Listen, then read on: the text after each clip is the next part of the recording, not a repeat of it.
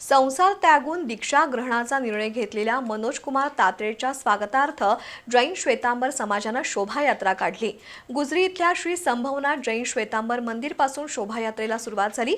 ढोल ताशांच्या गजरात भगवान महावीर स्वामींच्या आकर्षक मूर्ती विराजमान करून रथयात्रा आणि शोभायात्रेला प्रारंभ झाला। परिसरात फिरून ही शोभायात्रा गुजरी मंदिरात आली। कोल्हापुरातील गुजरी इथल्या श्री संभवनाथ जैन मंदिर ट्रस्टच्या वतीनं मनोज कुमार तातेड यांच्या दीक्षा ग्रहणानिमित्त शोभायात्रेचं आयोजन केलं होतं। आचार्य भगवंत राजरक्षित सुरीश्वरजी महाराज साहेब तसंच पन्यास राजरक्षित विजयजी महाराज यांची विशेष उपस्थिती होती। अत्यंत उत्साहपूर्ण आणि भक्तिमय वातावरणात गुजरी मंदिराच्या प्रांगणातून शोभायात्रेला प्रारंभ झाला।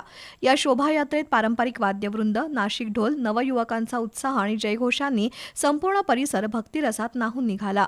शोभायात्रेत भगवान महावीरांची आकर्षक मूर्ती, आचार्य चंद्रशेखर सुरीश्वरजी महाराज साहेब यांच्या प्रतिकृतीसह फुलांनी सजवलेली बग्गी हे या मिरवणुकीचं विशेष आकर्षण ठरलं। दीक्षार्थी मनोज कुमार तातेड हे बग्गीत विराजमान झाले।